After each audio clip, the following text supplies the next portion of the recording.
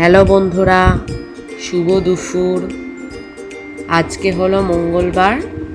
তো মঙ্গলবারে যেহেতু আমরা ভেজ খাই, তাই দুপুরের লাঞ্চে আজকে কী রয়েছে সেটাই তোমাদের সাথে শেয়ার করব।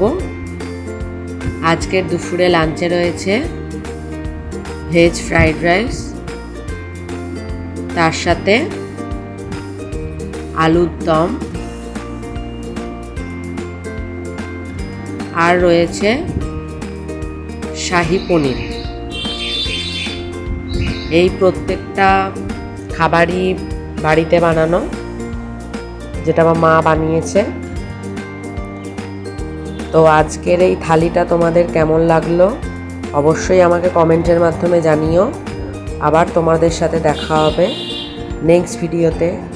ততক্ষণের জন্য bye bye and take care.